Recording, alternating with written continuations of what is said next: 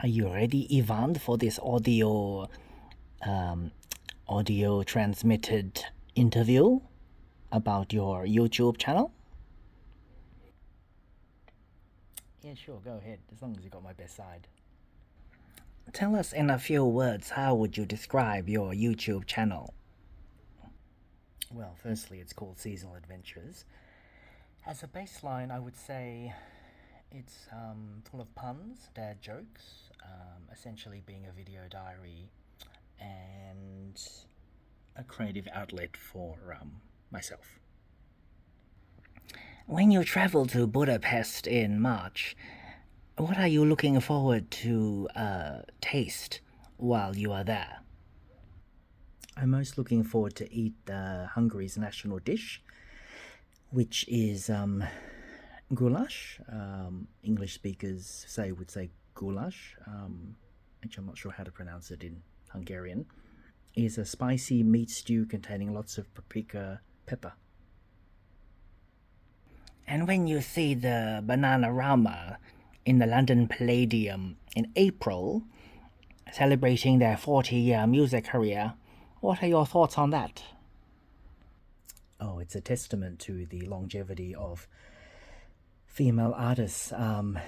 Unfortunately, it's no secret, and it's unfortunate that still to this day, many jobs of equal description, men are still being paid more than women. So I think it would still affect the music industry and also the film industry, where male counterparts would still be earning more than women. So it's a legacy and a testament to Bananarama's success, being a female group, that they've lasted 40 years, and I wish them 40 more.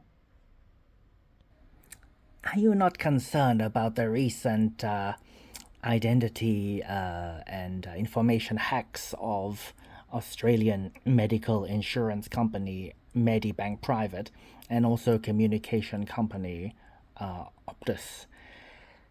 You seem to share your medical history and appointments online freely. I share only what I feel comfortable with, and on the basis of having them as community announcements. For example, when I went through testicular cancer and surgery and chemotherapy, I'm hoping that when fellow people watch the video, they can be reassured if they're about to go through the same thing, or wondering if they've got any symptoms. They can maybe take some comfort in hearing my experience of me going through it. Lastly, you describe your YouTube channel as a continuous serving of dessert. Can you explain that for us? I borrowed that line from Star Trek Voyager, when the character of Neelix, the Talaxian, I suppose in an effort to give his character some more to do, created like Living with Neelix or something with Neelix like that. So it was inside the ship on all the monitors, you can watch his program. I guess effectively it was like his own YouTube channel, and he would provide interviews with the crew, recipes, things like that, ship updates that weren't, shared at meetings for the senior officers. And when he was asking fellow crew member Ensign Harry Kim what he thought about the content of Neelix's show, Harry Kim said diplomatically, it's like a continuous course of dessert. It lacks meat and potatoes. Basically, he said there's jugglers and there's jokes and singing, but not much kind of, things you can get your teeth into, like, in the world of Star Trek, news reports about the Dominion War or what's happening with the Marquis, things like that. So I borrowed that line because my channel is very much anything and everything. It's not anything niche like other channels that say focus on cooking or home maintenance or travel. Mine is a bit of everything. Thank you very much for your time, Ivan, and all the best for your channel. Thank you very much. Good night.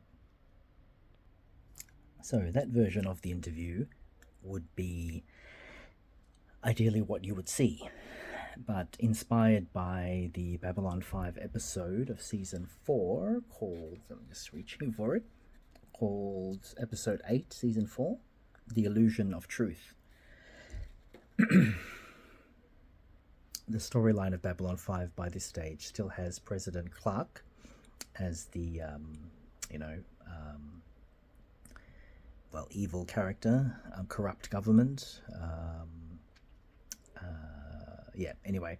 So that episode I mentioned, The Illusion of Truth, shows the reporters back on Earth coming to the station Babylon 5, doing an interview as I just did with myself, and then manipulating keywords to discredit Babylon 5 and its true and honourable goals and intentions. So I thought I'd do my own version. It won't be exact because I haven't delved into editing. I don't have a laptop, so I'm just going to show you how what you just saw can be twisted around to mean in many ways the opposite of what I intended. So here we go. Okay, welcome Ivan. Let's start off with what really, boils your blood. What do you hope not to include in your channel called Seasonal Adventures? Seasonal Adventures, pardon me. Well, I wouldn't want it to have any puns or dad jokes or any sort of sense of humour. Yeah, that just wouldn't be very interesting, would it? And what would you say is not really worth your time of aspects or parameters of your channel? Well, I definitely wouldn't want to waste time having as a creative outlet, let alone a video diary. I mean, I've got a paper diary for that sort of thing, so yeah, it wouldn't be about that. When you travel to Budapest in March for your vacation, what do you hope to try in terms of their cuisine? Well, thanks to my channel, I've become really, really cautious and wary about trying foods I've never even heard the name of. So I definitely wouldn't want to try goulash. Sounds awful. A little birdie told me that you love going to music concerts. Can you elaborate on, say, Bananarama? Oh, Bananarama are really a blight on the music industry, especially the UK. They're really suffered from being a part of Stockaker Waterman's PWL empire. Total puppets on strings there, I'm afraid. They had no control. They had no idea what they were doing. They've only gone downhill from there. Where did you get your tagline of having your channel as described as a continuous course of dessert? Oh, that's easy peasy. I totally credit to myself, of course, being the content creator. It just came to me in a dream. What can I say? I'm an artist as well. And lastly, why do you freely feel comfortable in sharing your medical history and your medical appointments with the general public? Me? I don't care about VPN and ways to encrypt your information. It's a free-for-all, isn't it? I mean, you only live once. So there you have it. If you do watch or want to watch the episode of Babylon 5, Season 4, Episode 8, The Illusion of Truth, it is very well done. It literally takes key answers from the different members of the crew that were interviewed, including editing the background that they were in, and it twists everything around, sometimes the opposite, sometimes complete lies and fabrication. Mine was a little bit more, loose in terms of, like I said, I haven't delved into learning the art of advanced editing, even minor editing, so I hope you enjoyed what I was trying to convey there. Also reminds me of the Simpsons episode where Homer was accused of abusing a babysitter, the Venus de Milo gummy, and also, taking it off the babysitter's butt. And when he was interviewed in a current affair type show, you could tell the editing was purposely done so that you could see it was manipulated, because the clock in the background, the hands were all over the place.